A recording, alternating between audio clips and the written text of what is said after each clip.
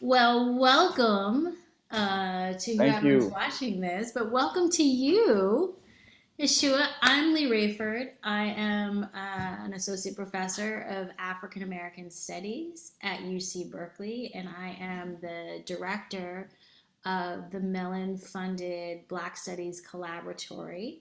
And I am here with the one, the only.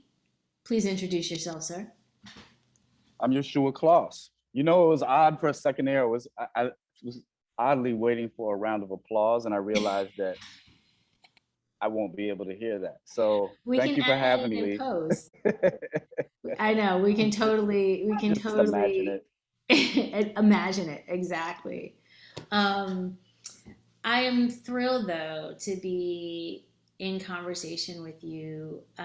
Likewise. This came about um, because as part of the Black Studies Collaboratory, which is a 3-year venture to amplify the world building work of Black studies through a host of different programs, which you can find out more about on our website. Um, we were thinking about in building the website what the importance of art, wanting to feature visual art as a key component of the project in all of its manifestations, but really wanting a homepage image um, that really spoke to the project, and I really kept coming back to your work, Yeshua. Um, we first I first came to know your work actually through my friend, student, colleague, Essence Essence Harden. Arden, when we co-curated the show Plumline, Charles White and the Contemporary at the California African American Museum in 2019. But we did a studio visit with you in Brooklyn in December of 2018. And I remember, I'd seen your work on Instagram. I'd seen it here and there, um, but being in your studio, which must admit was a little chaotic and a little dangerous in places, but seeing the wood print and the wood and the press and the printing and sort of getting this sense of the kind of vibrance of the layers of your work, um, and producing worlds that I felt like I hadn't seen before. Mm. Um, but also with this kind of, managing a weight and a delicacy that I really wanted, that has come, that like I've held on to. And so actually, let me share. This is an image from Plumline, and you can see one of Yeshua's pieces in the far, uh, I guess, left. Left side.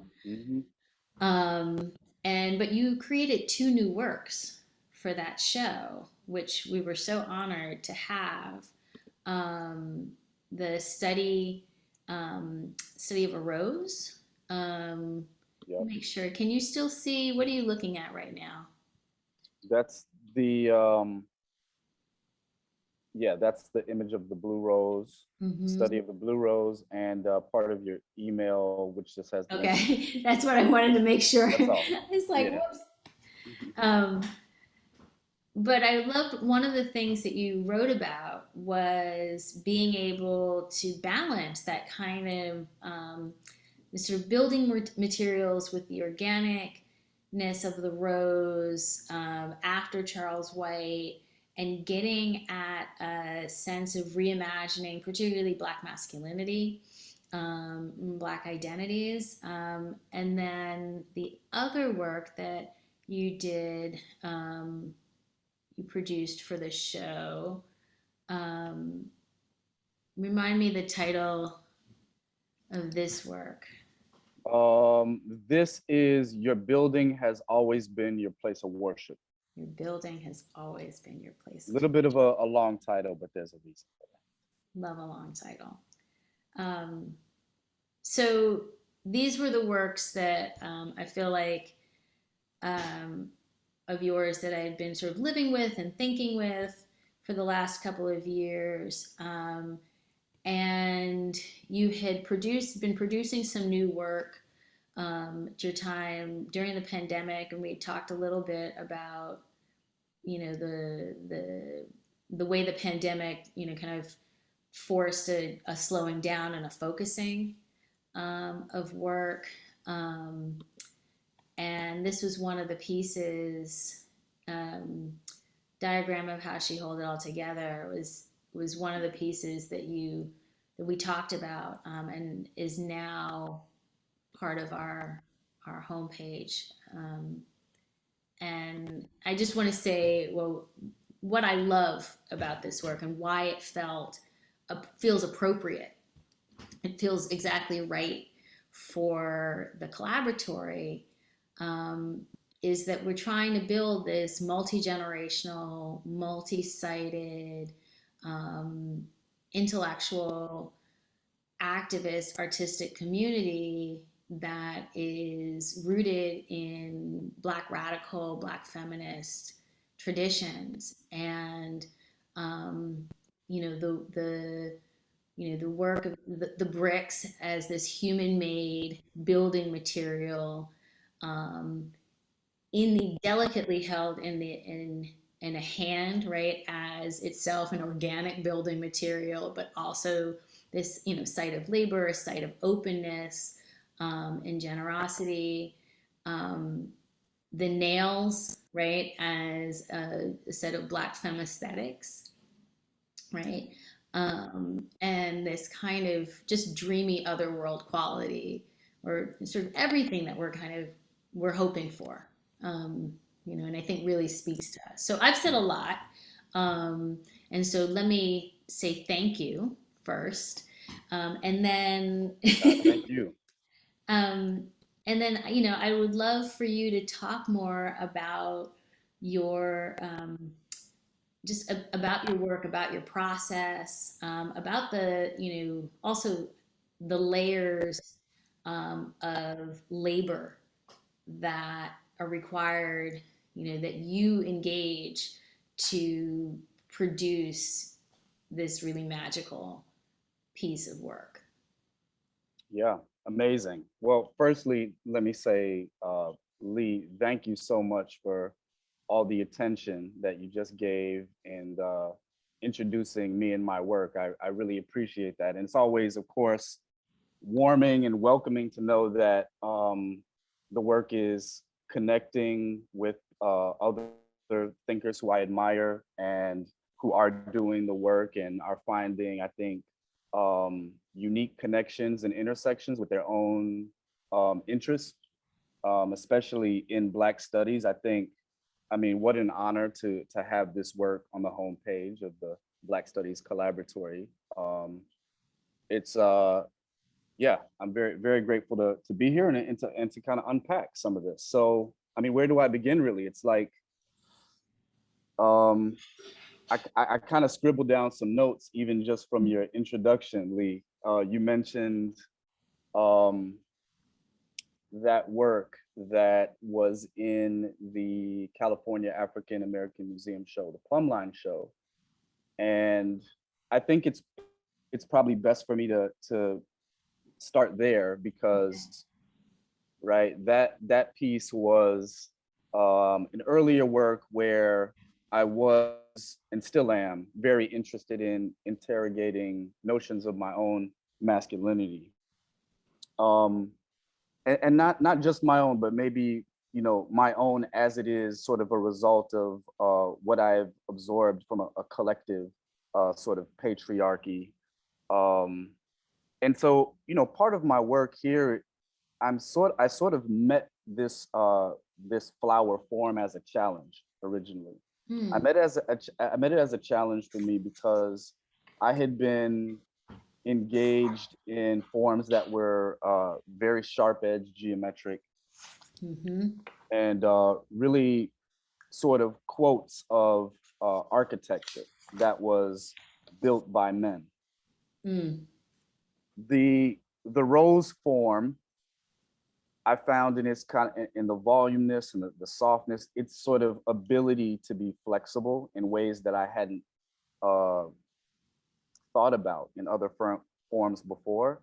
I was Mm. faced with a new kind of way of representing materiality in physics. You said it wonderfully. You said something about, and I'm going to butcher it, but you said something about a sort of weight and And a I don't delicacy. know if it was delicacy. Yes. Hmm. And I think for me, uh, this this project here, this study of a blue rose, was kind of a way to deal with a kind of a kind of a kind of a high wire act for me between Hmm. between weight and delicacy. So here we're looking at a rose form that is clearly constructed of wood.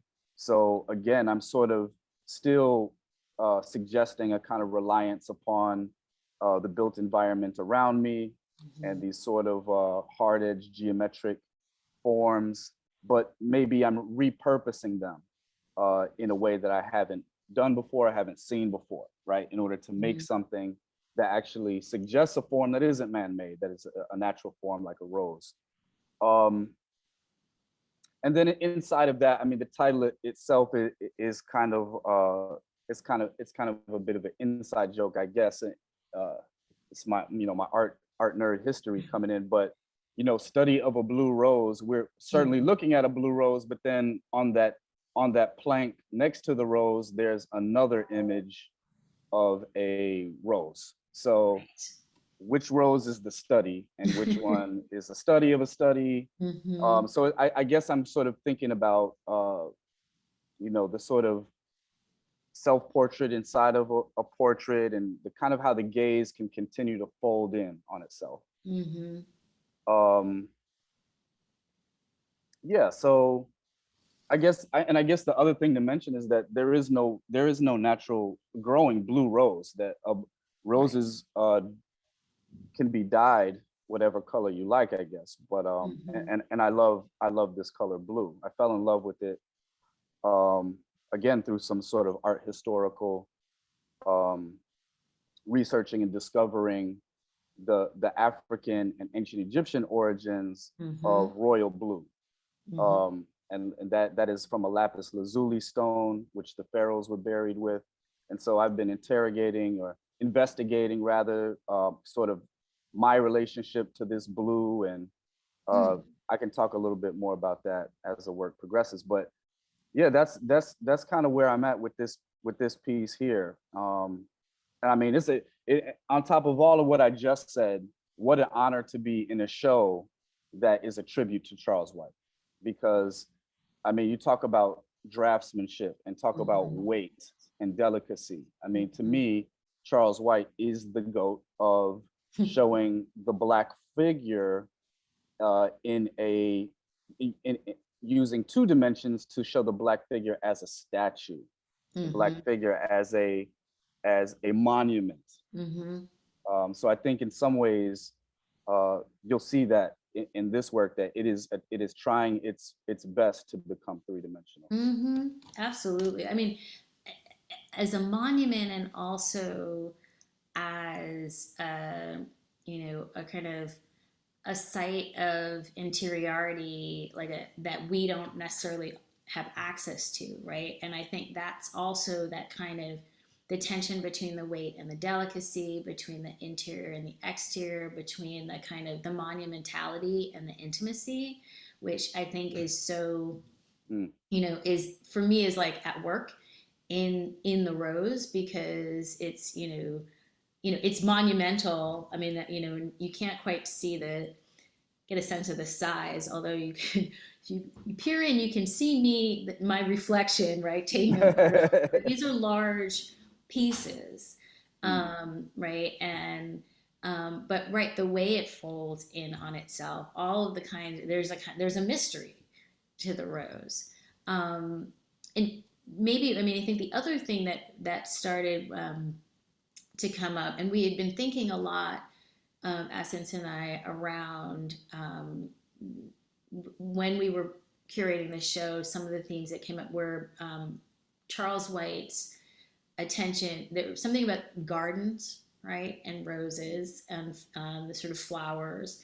And in many ways, the show itself became a kind of a gathering, a garden, and a love letter. Um, and also hands, Yes. right? Charles White's deep attention to hands, right? Hands in labor, hands rejoicing, hands in prayer, right? Hands in offering. And this other piece was the we'd seen you were doing some work in the this was a new direction also that you were taking at the time. And you talk a little bit about hands in your work. I talk about hands, and again, you, you're right to point out all of the work that Charles White has done around Black folks and hands. I think in loving the work of Charles White and also growing up on the South Side of Chicago, I Mm-hmm. saw a lot of murals that showed. There's one mural in my neighborhood I remember. It showed Black folks just going to work. It was just a line of folks. Just, you could tell they were walking to work and getting off work, but there was a weight and a stoicism about the Mm-hmm. figures. And I think Charles White is aware of those murals as well. I'm quite sure um, a lot of the weight that he puts in his figures is also it's a historic weight, right? It's a psychological weight. Mm-hmm. Um, but the thing about the hand in particular that I'm interested in here is, how do I pay tribute to the labor, the invisible labor Black folks have done in building this country, Mm-hmm. and at the same time, what I want to do is in some ways undermine expectations of the Black body as a body that's designed for labor. So Mm-hmm. when we see the hand, we see the Black hand holding construction materials, the assumption is about building and it's about labor. But in this image, there's something else happening that's not about anything productive per se. There's Mm-hmm. something sort of mystical. There's something unknown happening. We see these sort of like swirls, and there's Mm-hmm. feathers and leaves blowing around.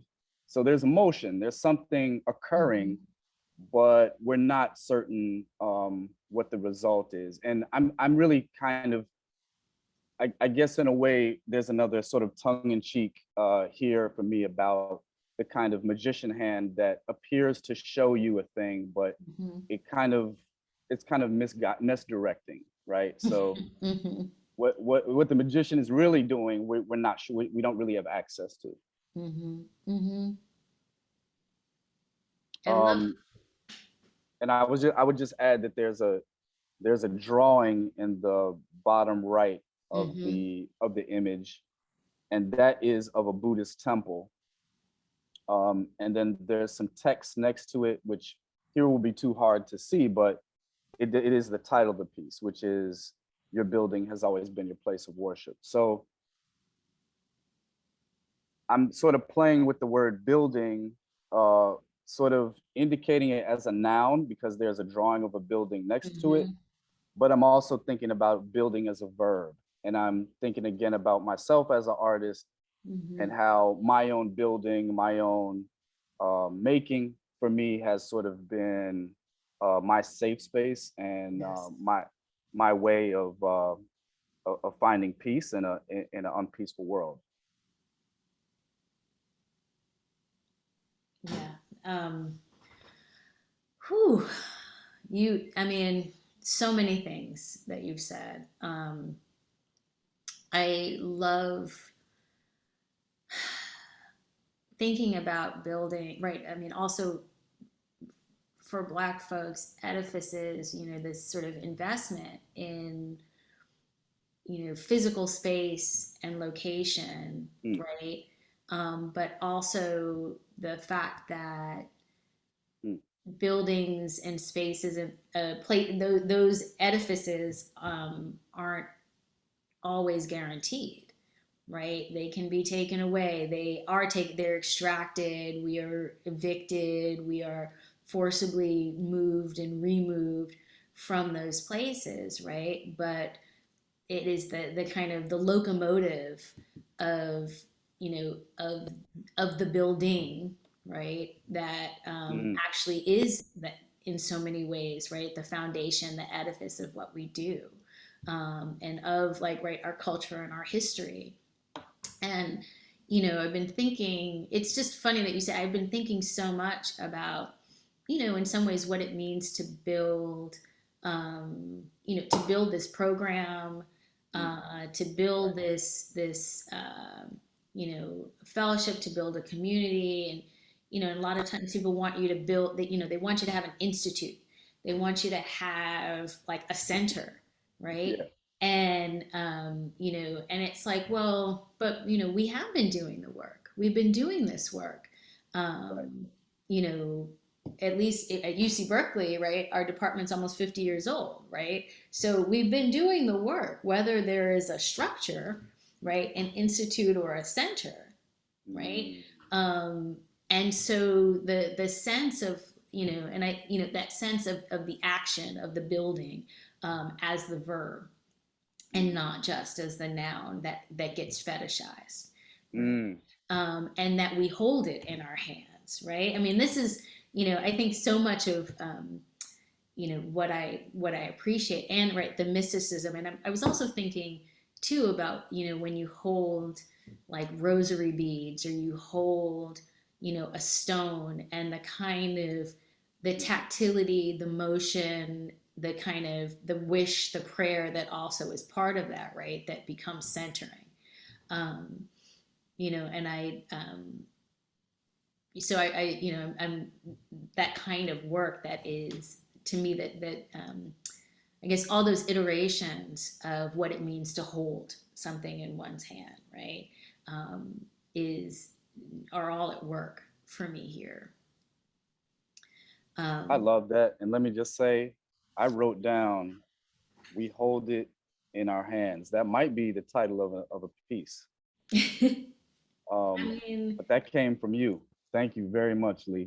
That was well, no, it came from our conversation, because this is also what you were saying about I think also for me that like you, the pandemic became I found a lot of solace in in writing, in doing the work. And in some ways it was an escape, but it was also very steadying, yeah. right?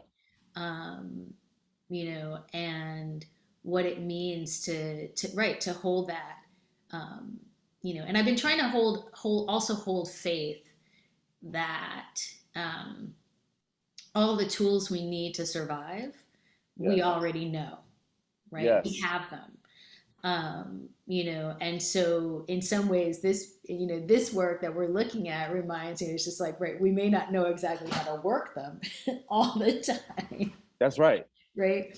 um, but one thing I want, okay, really want you to talk about your process, the process of building these these pieces, because and I'm hoping I can find, maybe we'll just go back to the first one, because I think you get a sense of actually this one is great. I mean, like the sort of the Yeah, feather sure. up at the top. Yeah. Yeah. um, but what you know your process is so multi-layered. It consists of so many different components that necessarily have to happen sequentially, right? So that you can build. Um, and each of those processes draw on a host of different traditions and influences. And so if you would just talk Absolutely. a little bit about that. Yeah, I think one of the most accessible ways for me to start discussing my process is to talk about materials, right? So, because sometimes the work is acknowledging the materials, and at other times is pretending to be something that a material that it isn't, right? So there's some Mhm. illusion and some play with that. But in this piece is a great example. We can see this mounted on paper. This is obviously before it's framed. So the history of woodblock printing, there's a huge tradition of Japanese woodblock printers who are using what's called Japanese rice paper. So I'm using some of that material here in the background, and also sort of acknowledging some of my heroes in woodblock printing that date back to some of those ancient Japanese masters. And so we can see paper, but there are many kinds of paper. So the bricks are also paper, the chips of wood, the feathers. There is some drawing in there. I'm going in with graphite and color pencil. And that main image of that hand is a woodblock print. So I've carved it from wood, inked it up, printed it several times, and then cut and collaged some of those prints in order to result in one hand, right? So I think even here you'll notice, for example, the finger that I guess you would call it the middle finger, it's the one that is, all the way to the right and Mhm. second down from the top. That's a repeated print of the finger that's above it, Okay. right? Hmm. So printmaking allows me to create multiples so that even when I make the composite, I can still play with repetition. Hmm. I can cut and combine what I consider is the more useful parts from a print, and sort of and play with it. So there's a lot of room for play. That's why I like this technique. But this is woodblock printing and graphite on archival paper. In later works, I get into some paint as well. This Okay. one doesn't have paint, but there are some gestures that will remind you of painting a drawing. A, Absolutely. a lot of times that's coming in from the technique that I'm using to press. So I'm hand pressing, I'm not using a printing press, but from the back of the paper, when I'm pressing down on the paper, in order for it to absorb the ink, I'm pressing with a wooden kitchen spoon, and I can draw pretty much with the wooden kitchen spoon on the back. Um, yeah, How do you choose? So, I mean, I'm sort of blown away. Like, why the kitchen spoon? because it costs $1. Um, Leigh, I I like to. People have asked me, why don't you use a press? I like to use my body as the press. I Hmm. find that if I use my body to create pressure, I feel like I can be gentle and I can be strong, so I can vary the pressure. If I were to run my work through a printing press, it Hmm. would have a uniform pressure throughout. And so Right. here I get to use my body, and I get to vary the pressure, and therefore the printed ink's density Hmm. and the richness because of that. And the wooden kitchen spoon is an amazing tool because um, it has, because of the spoons, I guess what is that, the convex part, it has Hmm. a point of contact Hmm. which absorbs all of the pressure that I'm putting on it. So Hmm. it's just a good way to deliver that kinetic energy onto the print at Hmm. one point. Hmm. Yeah. And I mean, I'm amazed that the kind of the points of motion are not paint. Yeah. Um, right? I mean, it feels like a brush has gone across the paper. Um, but that is I'm like, explain that magic to me. In very simple terms. you know, you know, your question is valid, because I think what this shows is that I need to do a video of me printing with the wooden kitchen spoon, because Mm-hmm. often I bring this up and people are like, that's Right. that that's not what's happening. Um, I guess you could call it mono printing, because I'm inking up, let's say, a plexiglass plate. So Okay. distributing ink evenly on a plexiglass plate with a roller, Mm-hmm. applying paper on top of that, right? And Mm-hmm. then putting pressure on top of the paper. Wherever the pressure hits the paper, when I pull the paper off of the ink will be stuck to the areas that I've applied pressure, right? Okay. So this is, in printmaking terms, technically this is mono printing. Okay. Yeah. And then talk about the assembly. The assembly is, in shorthand, we would say collage, Mm-hmm. because I'm using scissors and glue. I'm Mm-hmm. using an adhesive that's, strong and acid free, therefore archival. But I'm playing before I affix anything. And in this image, in fact, was captured right at the end of the piece's production. So this is before the frame. You can see pins in the Mm-hmm. top left and right corner, right? So there are pins. While I'm working, I'm tacking and pinning those fingers, and I might be moving them. Mm-hmm. You know, sometimes I think it was almost like, like a paper doll cutout, where you could Mm-hmm. like move the arms or something. So like these things could all be moving, and I could have several different brick formations, and I'm figuring things out almost as if it's a puzzle that I've never seen and no one else has ever seen Mm-hmm. before, Mm-hmm. right?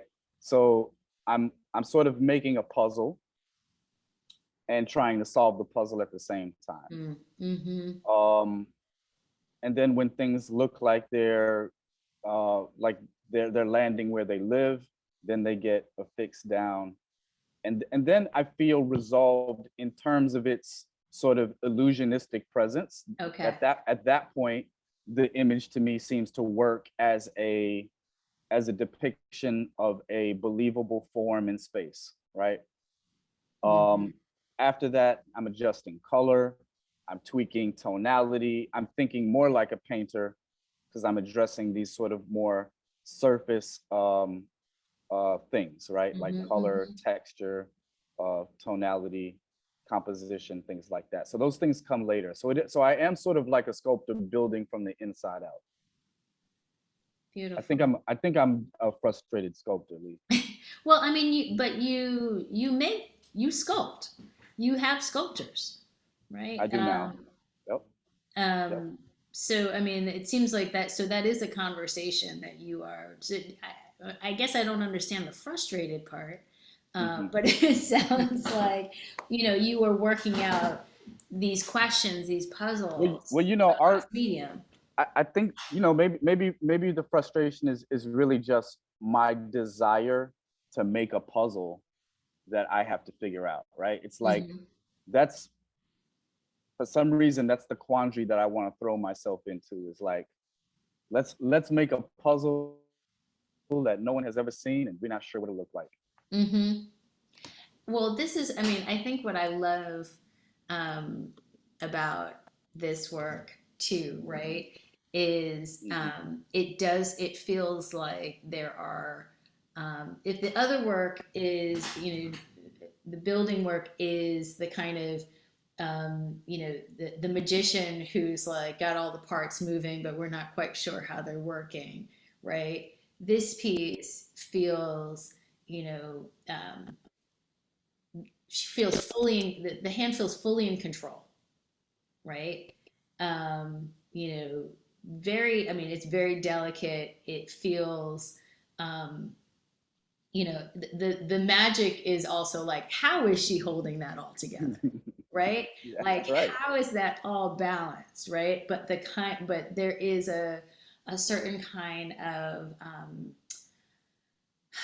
I don't want to say mastery, but a balance, right? Dexterity. A dexterity. Yeah. I mean, this is what Black women do. And we've seen this, I see this in my family. Um, and I have a cousin that actually, she always has her nails done. And I asked her, how does she work with her nails? She has long nails. I said, how do you, and she said, you just get it done. Right. I was like, okay, right? Because when you got to work, you just get it done. It's not, there's really no way around it. But I like that. I like, to your point, Leigh, that there's kind of, there isn't the same kind of mystery here, right? Like, it's clear that the hand is in control of this construction. I guess it not as mysterious maybe, but there is sort of there is that kind of question of like, but how in the hell, do you still do this with that much dexterity, Mhm. and elegance, and confidence? So that's what I enjoy anyway about this work, and I love how the fingernails here, which, again, when I asked my cousin, I was thinking that the fingernails would impede in the work. I was thinking this is a Mhm. hindrance, Mhm. but I mean, here in this image, um, the fingernail is a tool. That's right. Hmm. And I think a lot of people will say, that, I don't want to say that nails are a tool, but like there is a kind of that extension of my nails are not done right now. Hmm. But like, that kind of, they are performing a kind of, a kind of work, a kind of like, um, you know, I don't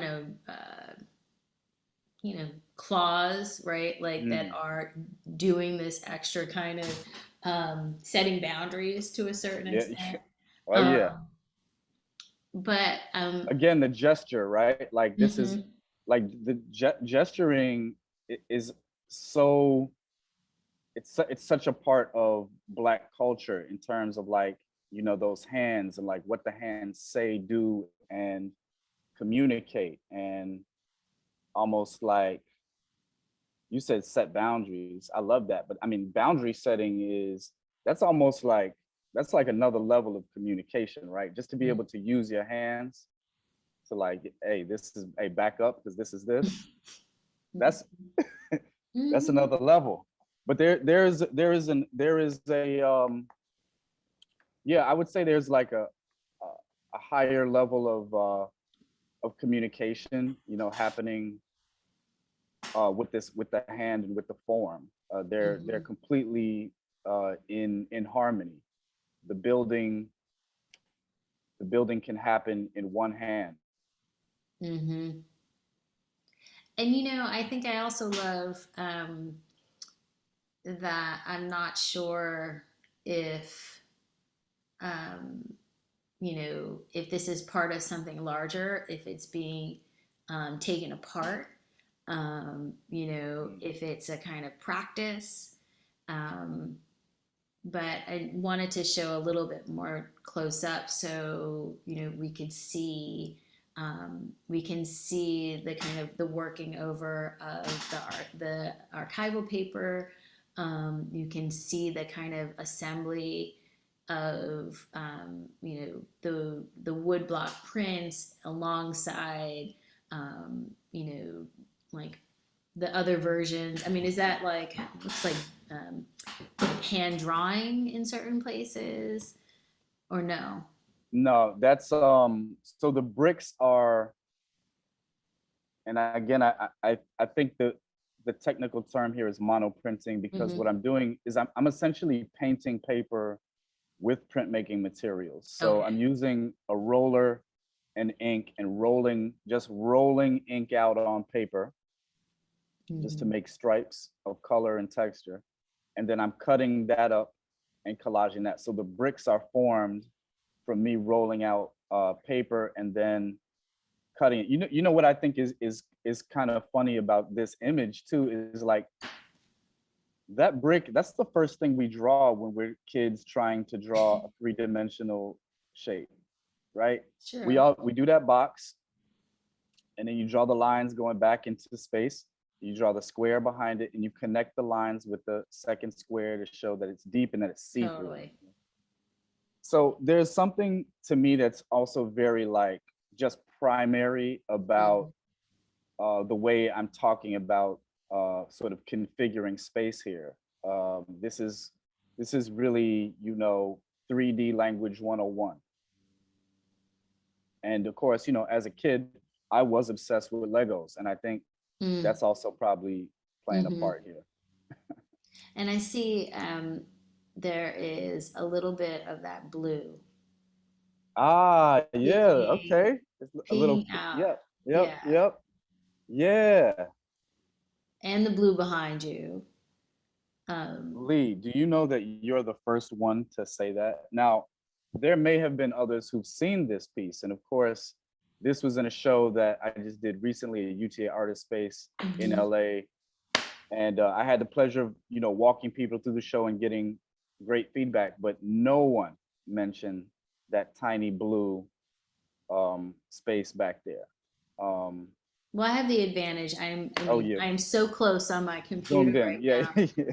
But I mean, part of it too was that when we were, you sent us a few images for the website, Mhm. and I think we really thought we were going to move towards, a blue rose inspired work, because that blue is really alluring, right? I mean, you were talking about sort of, in the ancient world and lapis lazuli. I think of, I'm thinking of the coolness of blue. Think of, just the blues, right? Uh, And so there's so blue collar much. work. Hmm. Blue collar work. I Blue mean, collar work. there's so many references. Yeah, So many references. But now, I mean, so part of it is now that you're talking about it, it's like I can't not see it, right, right? right, right, right, right. Yeah, yeah. I mean, and that was sort of my thinking in making a little moment like that. Really, it's really just more so as a nod to all the other investment that I've put into blue in my work, and you know, this sort of this ongoing research. And of course, when you do that, when you use blue like that in this kind of visual space, it looks like it's a cool shadow, right? So it's a Right. reference just to the sort of the coolness happening underneath it all. So as we sort of get towards the end of our time, um, tell us what you're working on now.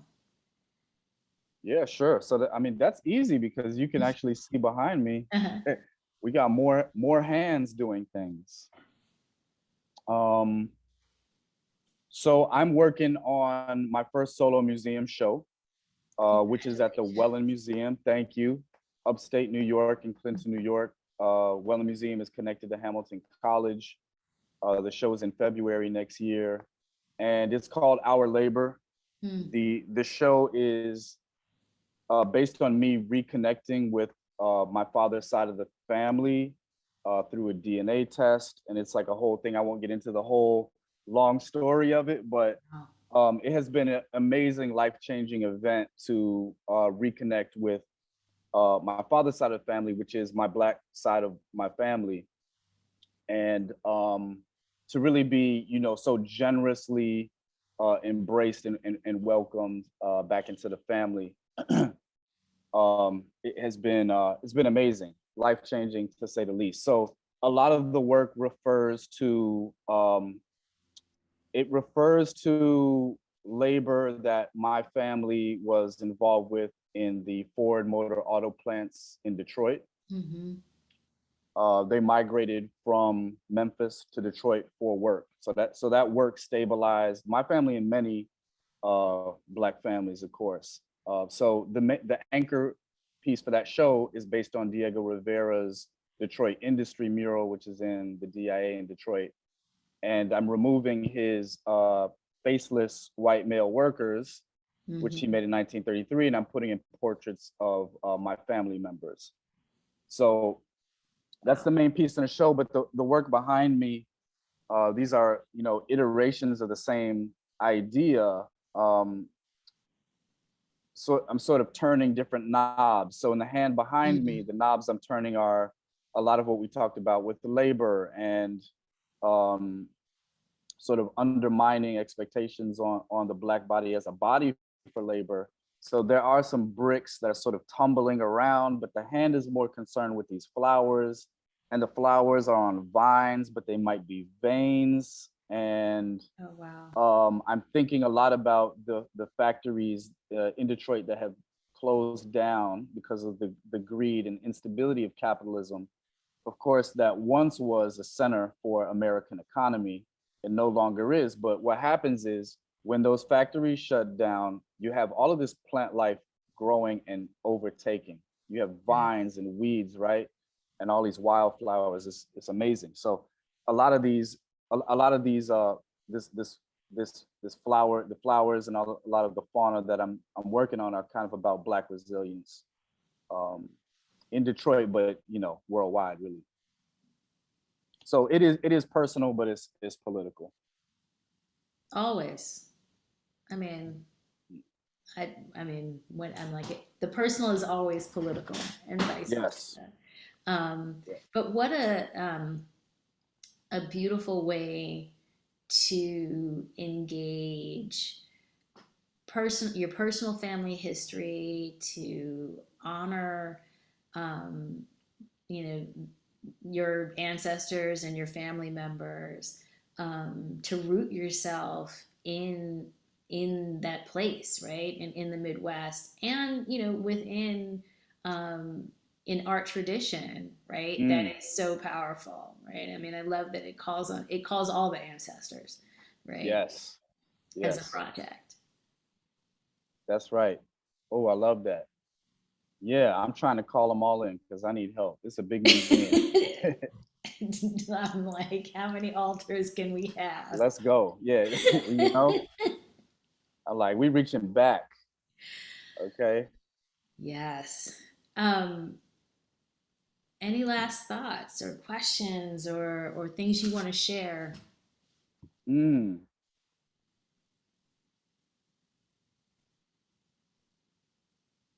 You know, I think what I want to leave with is thinking about the Black Studies Collaboratory as, you know, a site um, for us to really study, obviously, Blackness. And the way that I'm interested in Blackness, as I've kind of talked about, is how to me, Blackness is this history of America that has been made invisible. Well, and it's cliche to say it, but I have to say it that Black history is American history, right? But we don't understand the richness of history without Black studies. And I guess I say that to invite everybody into Black studies, because Black studies is not just Black folks sharing with one another. Of course, we need that, but Mm-hmm. this is about a large dialogue of you know, there's a lot of things to share. There's a lot to learn from one another. So Absolutely. next time I'm out west, we have to figure it out. Um, we have to figure out how to link up without a pandemic, so I can come down there. Yeah, no, I want you to come visit the Collaboratory. One of I love how you said that, right? One of the ways we've been thinking about Black Studies is Black Studies is a public good, right? Mm, It is part of our civic and human education, right? That mm, actually is going to, has the capacity to bring about more just futures, right? As the grant, in the name of the grant. Um, and we recognize that we can't do that only from, clearly only from within the university, right? And that when we think about all of the ways that we learn, and all the ways that, you know, we acquire knowledge and build knowledge is that it comes from so many locations. And that's why I think it was, you know, for me, I learn I learn through art. I learn by looking Yeah. at, you know, at work like yours, and really trying to think about the ways that you are theorizing, that artists are theorizing, about Black life and possibility and history and memory and relationships to ancestors. You know, and that is, you know, so I'm very grateful to have this conversation with you. I'm so grateful that that we, you know, got to take this time to do a deep dive into, Yeah. you know, we didn't just pick a pretty picture, right? To open to launch our website. You know, there's intention, and these are, you know, and I just so appreciate you, Yashua, and your work. Thank you Leigh, so thank much. you. The appreciation is so mutual, and I'm so honored to have my work on the homepage of the Black Studies Collaboratory. So thank you so much for doing this, and thanks for including me. Awesome.